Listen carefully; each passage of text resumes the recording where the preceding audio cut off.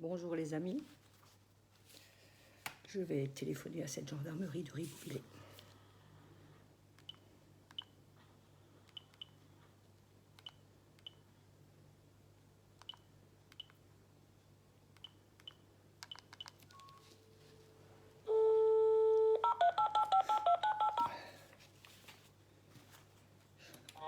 Gendarmerie nationale, veuillez patienter, nous traitons votre appel. Jean-Marc Olsen, bonjour. Oui, bonjour monsieur, donc bien gendarmerie de Markolsheim. Tout à fait. Bien, madame Lydia Tracandi, est-ce que le gendarme Moreno est là?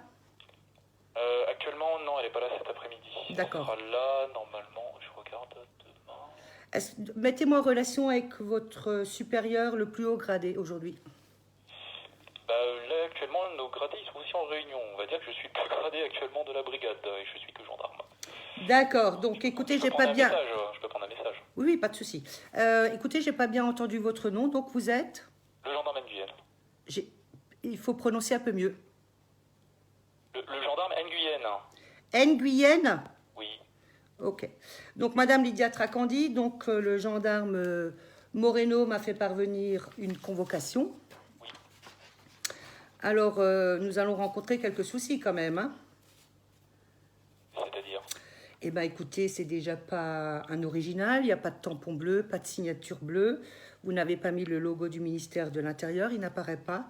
Au fait, c'est une convocation qui est faite de Colmar ou de Strasbourg? Je peux pas vous dire. Si je n'ai pas fait la convocation, je peux difficilement vous dire, madame. Mais vous avez accès à un ordinateur, non? Attendez, madame, on va se détendre 2 minutes. Ah, mais je suis très détendu, monsieur. C'est peut-être vous qui n'êtes pas détendu?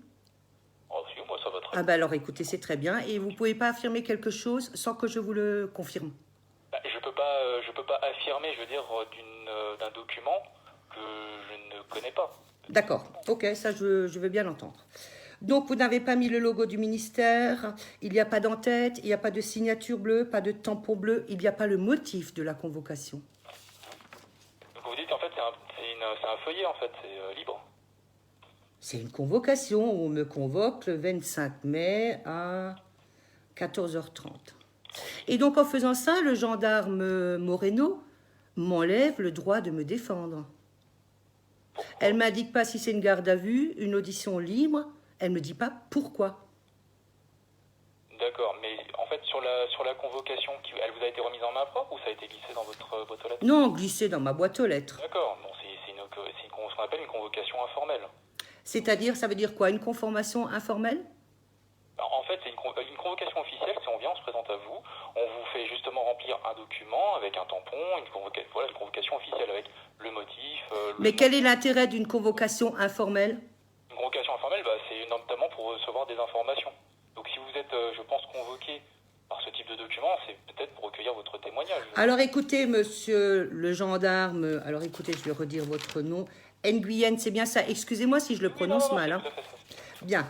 Si c'est une convocation informelle, alors il faut l'indiquer. Maintenant, si vous voulez des informations par rapport à ce que je fais sur Internet, donc je vous ai donné tous les éléments.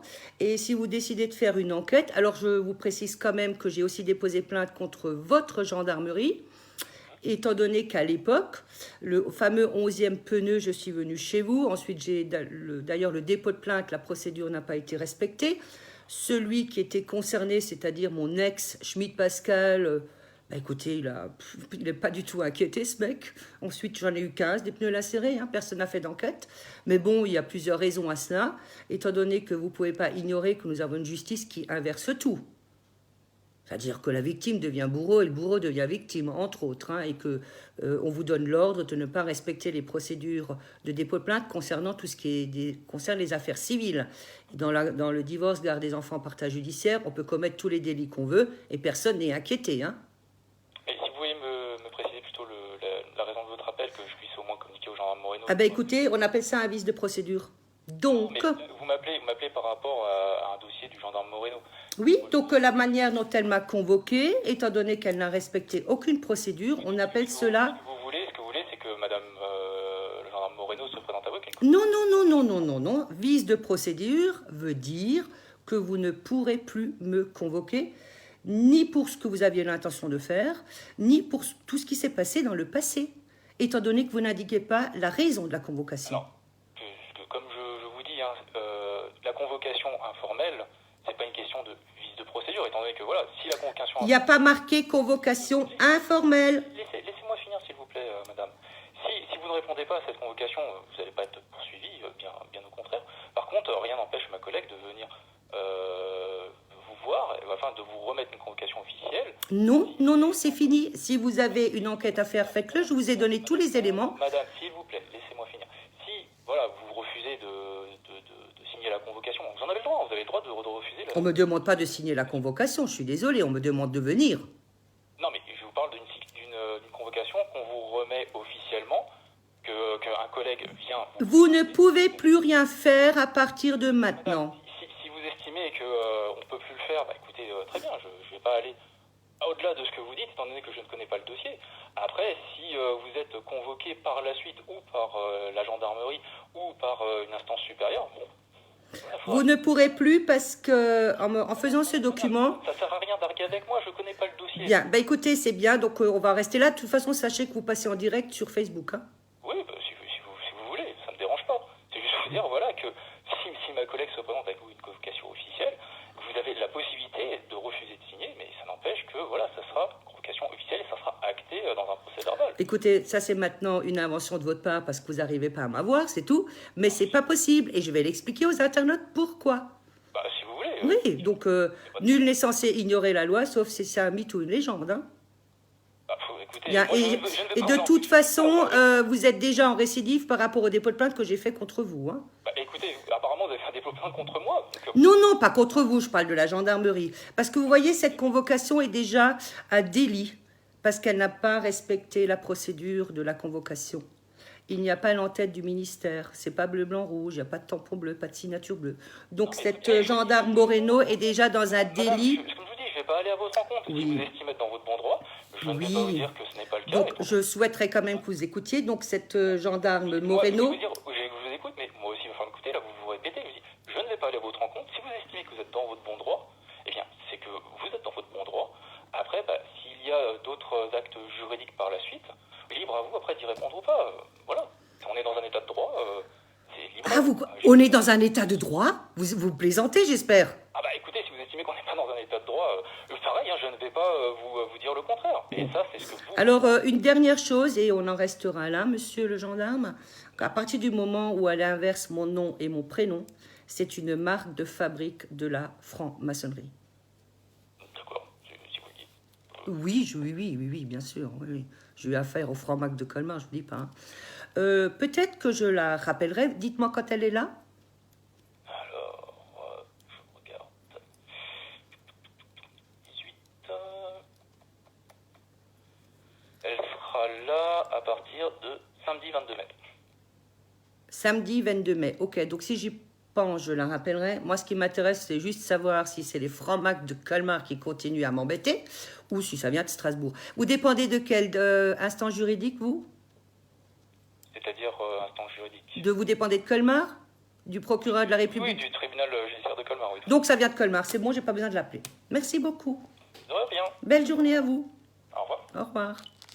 Bien, les internautes, donc vous avez un petit peu pu entendre. Alors c'est sûr que si vous n'avez pas des connaissances juridiques, il y a des choses que vous n'allez pas comprendre. C'est pour ça que j'ai l'intention maintenant de vous expliquer en fait ce qui s'est passé. Alors j'ai fait une copie, hein, pour éviter d'afficher mon adresse quand même. Hein. Donc voilà, c'est ce que je vous avais basculé ce matin sur Internet. Bien. Donc ce gendarme Moreno, la première des choses qu'elle fait, elle ne respecte pas la procédure de convocation. Et effectivement, là, on vient de me confirmer que c'est une convocation informelle. Donc, elle ne l'a pas précisé. Et donc, ça, c'est aussi une marque de fabrique des francs-maçons, hein, parce que pour déstabiliser la personne, pour qu'elle rentre dans la crainte, dans la peur, ainsi de suite. Mais bon, avec moi, ça va peut-être plus le faire, tout ça. À partir du moment où vous recevez un document, où le nom et le prénom est inversé, d'office, vous savez que c'est la franc-maçonnerie. D'office. Ils inversent tout, donc ça fait partie des inversions qu'ils ont l'habitude de faire. Bien, donc je le redis, donc je vais vous donner la procédure d'une convocation. Donc on peut effectivement vous convoquer, peu importe pourquoi. Ils ont l'obligation de faire ce qu'on appelle une lettre à en-tête. Excusez-moi, mais je suis un petit peu enrhumée. une lettre en tête où il marque ministère de l'Intérieur, bleu, blanc, rouge, liberté, égalité, fraternité et ministère de l'Intérieur. Ensuite, ils l'écrivent dans la couleur qu'ils veulent, ça m'est égal. Ils ont l'obligation de mettre un tampon correspondant à la gendarmerie et la signature. Donc, effectivement, elle a écrit gendarme Moreno et ça, on peut très bien le lire.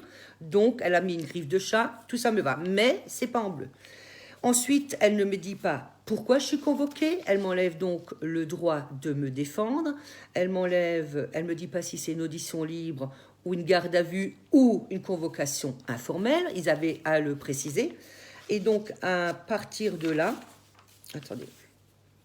Donc, tout ça, j'ai dit. Donc, on le sait maintenant, c'est Colmar, parce qu'il dépend du tribunal de justice de Colmar. Donc, c'est certainement Madame la procureure de Colmar, contre qui j'ai aussi déposé plainte. Alors, qu'est-ce qu'elle fait, celle-là? J'ai déposé plainte contre elle, elle ne peut plus rien faire. Normalement, elle est bloquée. Hein, mais bon, vous voyez jusqu'où ça va l'excès de pouvoir avec ces gens-là. Donc, cette gendarme Moreno, ce qu'elle a fait, c'est un excès de pouvoir, un abus de pouvoir d'une personne dépositaire de l'autorité parce qu'elle est gendarme. Et donc, elle a falsifié, donc on appelle ça une falsification d'un document officiel de convocation. Voilà, elle a falsifié ça. Et ensuite, si on gratte un peu, on peut en trouver d'autres, des délits. Mais bon, ça suffira déjà. Et une falsification de documents, gendarme Moreno, de mémoire, c'est 7 ans de prison et 100 000 € d'amende. Et comme notre Macron a dit, nous sommes en guerre, vous êtes déjà dans un délit de guerre, vous aussi. Donc, vous voyez cette manière de faire, cette manière qu'elle a eue, ce gendarme Moreno, de faire, peut aussi indiquer à quel point elle a un mépris. Elle a un mépris des petites gens, alors que ce soit moi ou quelqu'un d'autre, peu importe. Hein. Il se trouve que moi, j'ai du répondant. C'est vraiment du mépris. Vraiment, elle a du mépris envers les petites gens qui n'ont pas de pouvoir ou, voilà, ou qui ont peur. Voilà. Bon, il y a longtemps qu'on ne fait plus peur, les gendarmes. Et donc, en ce qui concerne la gendarmerie de Ribeauvillé, effectivement, j'avais déposé plainte à l'époque, et c'est très bien que je me sers de mon histoire pour que vous compreniez. Concernant le 11e pneu, donc on avait une preuve que c'était mon ex, parce que ça s'est passé à la grande surface du Super U de Markolsheim, et là-bas, ils avaient tout filmé, donc on le voit bien. Et je vous ferai grâce de tous les débats que j'ai connus à l'époque. Ils voulaient classer l'affaire sans suite. Enfin bref, tout ça. Il n'a pas été plus inquiété que ça. Pourquoi? Parce que les délits commis dans le cadre d'une affaire civile ne sont pas condamnés par la justice. Et en plus, comme il a une nouvelle compagne qui est policier, donc franc-maçonne, hautement gradée, hein, c'est sûr que quand on vit avec une personne comme ça, on peut commettre tous les délits. Et elle est complice de tout ça parce qu'elle est tout à fait informée de tout ça. Et elle ne... Jusqu'à aujourd'hui, elle n'a jamais été inquiétée. Hein. Cette franc-maçonne Joël Gérard, hein, voilà, c'est comme ça.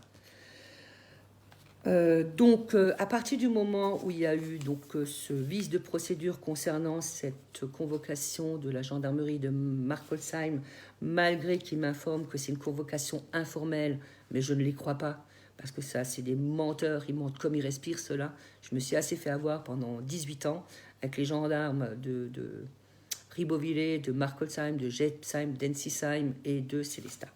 Donc, à partir de ce document, c'est donc un vice de procédure, l'affaire est classée, et en plus, il n'y a plus aucune gendarmerie ni commissariat de police de France et de Navarre et d'Outre-mer qui ne pourra me convoquer. Car cette convocation m'immunise du passé. Voilà. Ils ne peuvent plus venir sur quoi que ce soit. Et c'est acté aujourd'hui, le 18 mai 2021. C'est acté. Donc, je vais les rappeler quand je terminerai cette vidéo. Et je vais leur demander l'adresse mail, comme ça je leur bascule la vidéo. Donc, toutes les gendarmeries et commissariats de police de France et de Navarre et d'Outre-mer, même de Cayenne, vous ne pourrez plus me convoquer concernant mon passé. C'est-à-dire ce que j'ai fait hier, avant-hier et les 20 dernières années, vous ne pouvez plus me convoquer parce que dans cette convocation, il n'était pas inscrit pourquoi. Voilà. Donc, parce que vous voyez, si je réponds à ça, maintenant, si j'avais pas ces connaissances-là, ils seraient venus demain ou après-demain me dire pourquoi ils me convoquent. Eh ben, ils l'ont pas fait. Eh ben, c'est vice de procédure pour tout ce que j'ai fait. Voilà. C'est bien. Vous voyez comment on peut s'auto-immuniser? Enfin, comment les gendarmes, la gendarmerie de Ribeauvillé, cette manière de faire m'immunise de tout ce qui est passé. De tout ce qui est passé. Ils ne peuvent plus me convoquer. La convocation, donc, je vous l'ai expliqué. Donc, voilà, si vous n'avez pas une convocation officielle, comme je vous l'ai expliqué, c'est simple, vous téléphonez, vous enregistrez ou vous passez tout de suite en live sur Facebook. Voilà comment on fait. Donc, je voudrais aussi revenir sur cette affaire de... Bon, Colmar, ça sert à rien. Les impôts de Colmar, ils se sont foutus un peu de ma poire. Enfin, c'est ce qu'ils ont voulu faire. Je voudrais remercier Madame Catherine du Centre des impôts de Célestat, que j'avais au téléphone juste avant de faire cette vidéo. Et apparemment, elle a envoyé un courrier, donc j'ai fait plus vite la vidéo que le courrier qui devait m'arriver. Donc, l'affaire concernant les impôts de Célestat est classée. Voilà. On a eu d'ailleurs une très très belle discussion. On est allé un peu plus loin que ce qu'on fait d'habitude. Et voilà, donc Madame Catherine du Centre des impôts de Célestat, je vous remercie. Voilà. Et donc, maintenant comme ça vient de Colmar, je vais un petit peu enfoncer le clou encore parce que cela commence sérieusement à me gonfler, quoi. Alain Broclin,